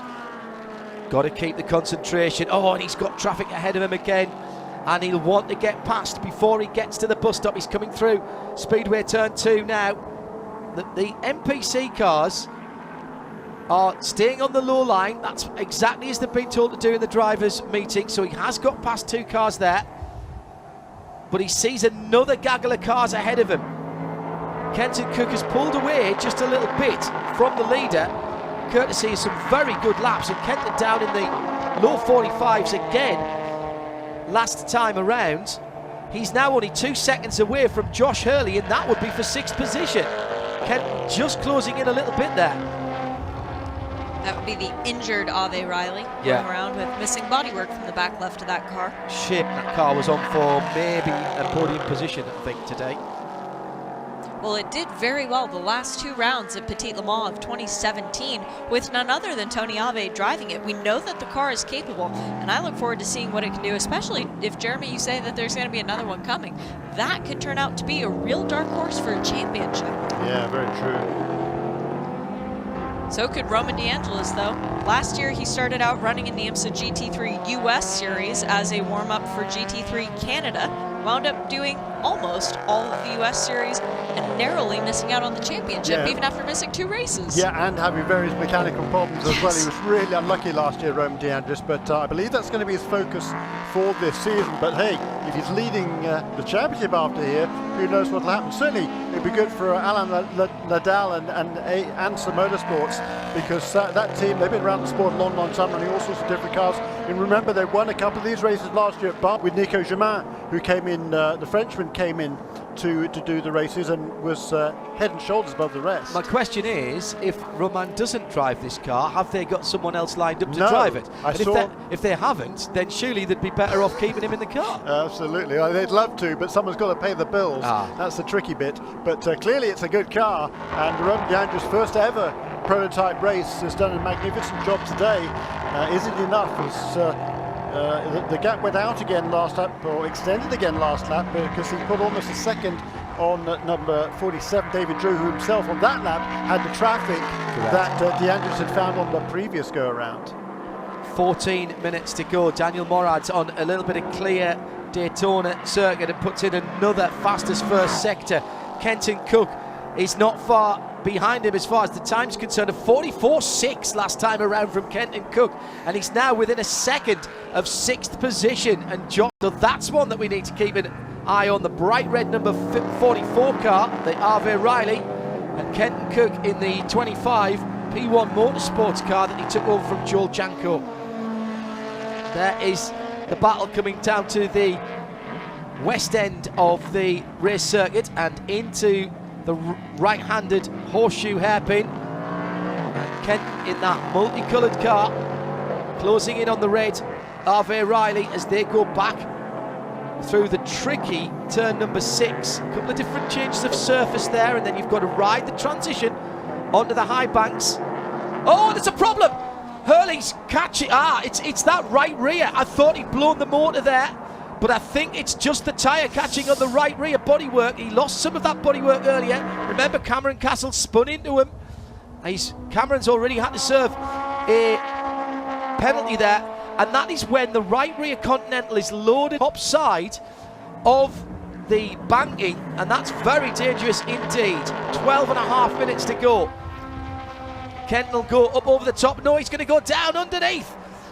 Wow, that's a brave manoeuvre, dragged all the way up to that ailing car, and he goes through. That's a new 6th position, Kenton Cook. Shortest way around the track is at the bottom of the bank. That is true. Because Sean Rail's gone missing, did we? Yeah. Did we mention that?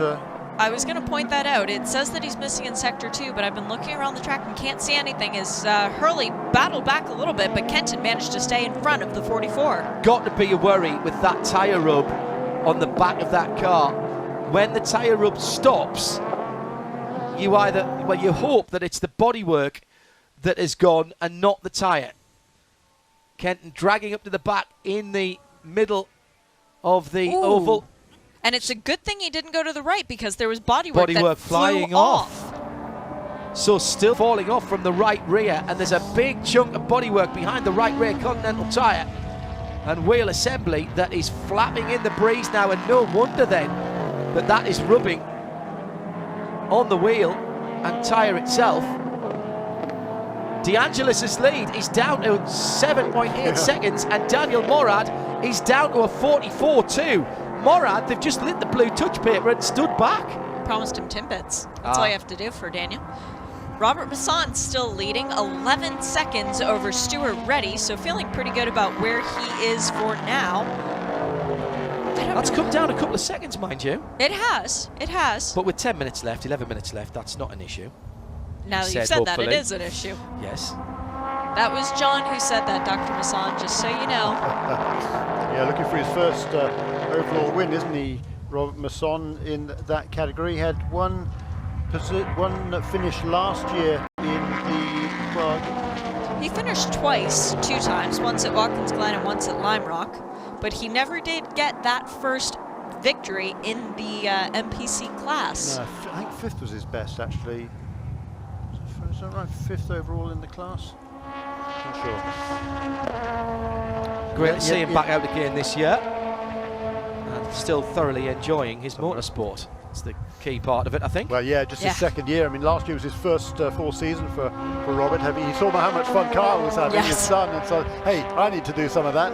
So, you know, again, he takes it very, very seriously, and clearly has upped his game this season, and looking to get that first overall win in MPC. Boy, that would be a big moment for him, particularly right here, as you were saying earlier on, in Florida. He's very proud of his son. Take nothing away from that, but he'd really like to stop being referred to as Kyle's dad. He would like to be respected as a race car driver, and he's proven that today. I think he's got that and all of it. In the field, Roman De Angelis still keeping up a cracking pace, a 46 flat last time around, got a 45 flat in his fastest lap of the race for David Drew. Daniel Morad, 44.2 last time around, a new fastest lap on lap number 51. He's closed in within 27 seconds of 2nd position.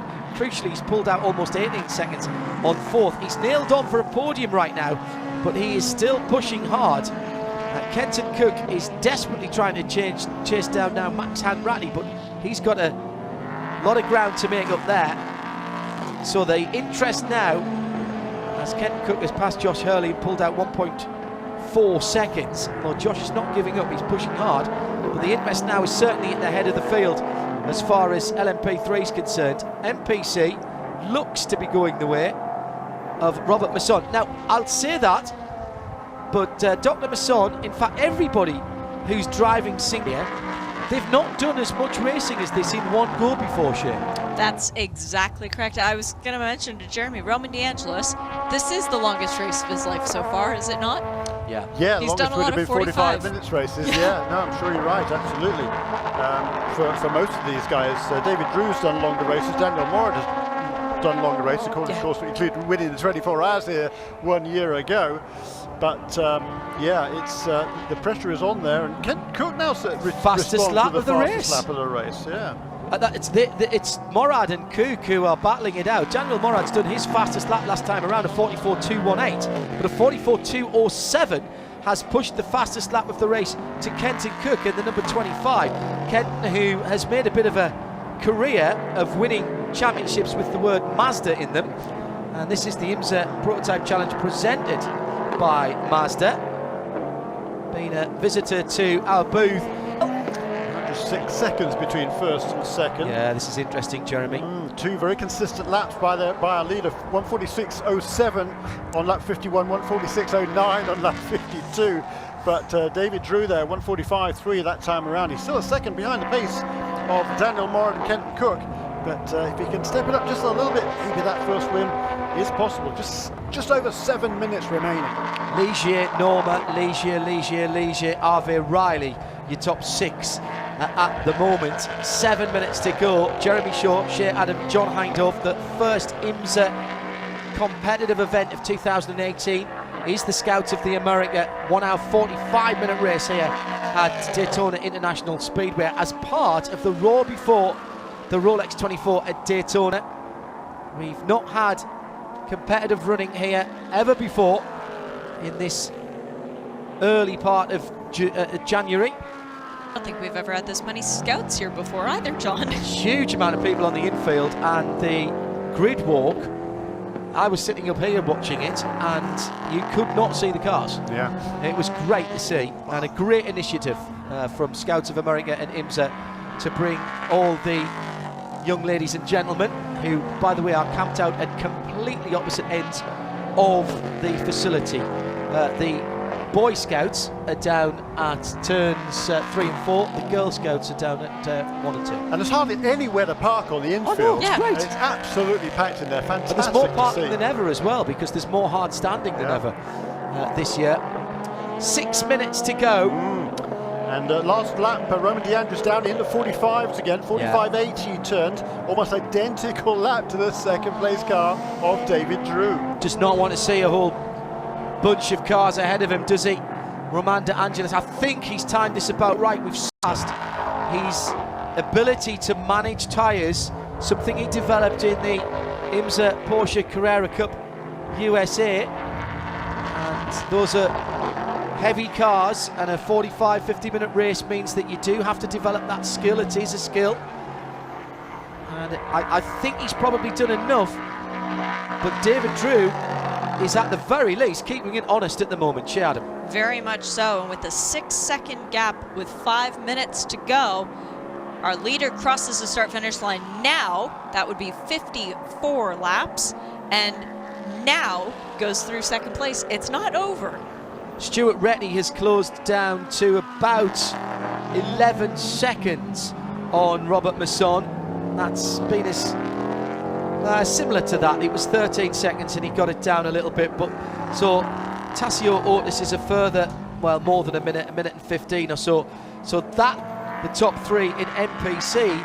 Credit Dr. Masson, by the way, he's in the top 10 in 8th position. That's a solid finish by an NPC car, albeit 4 laps off the pace. But round here, 4 laps off the pace is not bad at all. Yeah, and probably three laps remaining, I would suggest here, and 5.2 seconds the gap between first and second. A little bit of a dangerous moment has just been overcome by the leader in NPC. Cameron Castles was behind him, but now he's got through. So no repeat of Cameron's misdemeanor earlier on, for which he was pinged for a drive-through penalty. 5.2 seconds then. David Drew, the man from Switzerland, in the 47 Motorsports car. Austin McCusker claimed pole position and handed the car over. This may be a snafu at the pit stop, something that we'll have to find out post-race. My goodness, shit costly. It could be, and on the flip side, did Roman DeAngelo serve all 4 minutes? Because it was a very tight window, showing his outlap was 5:40. It's going to be close. Roman DeAngelis, David Drew, Daniel Morad, 3 guys from 2 different countries, 2 Canadians and a Swiss represented. First American, Maxwell Hanratty back and forth. And then Kenton Cook, Josh Hurley. Austin McCusker, of course, in the lead car. Yes, true yeah, enough. yeah. Yes, good point. The guys at the front of the field are trading tenths of seconds through the different sectors. It's fantastic to watch the timing screens. The sun just beginning to get a little bit low. The shadows beginning to lengthen here. So we're in the mid-afternoon at Daytona in this early part of the year. And when we come back for the Rolex, it's a very long darkness period. Well over 13 hours of darkness. I reckon it'll be a white flag next time around. 55 laps completed. On that lap, Roman DeAndres turned 145.5. That's the best lap he's turned since lap 46, so 10 laps ago. He's got the bit between his teeth now. He can taste that victory champagne. And that's only a tenth away from his best lap of the race. David Drew has not given up. He's just done his best first sector as the gap comes down below 5 seconds. Oh my goodness, he's gonna wish, I think Drew's gonna wish that this had been a 2-hour race and not a 1 hour 45. Oh yeah, you'd probably, at this stage 1 hour you'd be hoping 50. Yeah, exactly, yeah. It might literally be that close, you're right. Yeah. He's going to catch DeAngelis, but can he pass him? I don't think he is. He's going to need some help, certainly, because he's, the last couple of laps, he was 3/10 of a second quicker on the last lap. But this on this taken lap, 7/10 out of him already, and he's only halfway around the lap. You're at IMSA.tv. Jeremy Shaw gets it right, as he always does. There goes David Drew in second place. And it's come down to 3.5 seconds. A 1:44.661 for David Drew. That's a stunning lap. Not quite the fastest. That still goes to Kenton Cook. But it's his best lap. Yeah. What a time to pull it lap. out. What a time to pull it out. Roman DeAngelis has traffic in front of him on the circuit. Qualifying, by the way, this morning, first thing this morning, really, really cold conditions by Austin McCusker in that caliber 47, 145.0. So the top 4 or 5 cars well underneath that during this race. Oh, DeAngelis struggling for grip through the West Horseshoe. Has he worked his Continental tyres too hard? Is that what the problem's been? No, it can't be. His last lap was good. Maybe. Is he losing concentration? Surely not. He's a young man. He's got an MPC car ahead of him. He'll be fine. He's getting good coaching on short from the rest of the guys. at ANSA Motorsports, IMSA Motorsports crew. And he's taken almost a second out of Drew in that first sector, and that's enough. He's going to win it.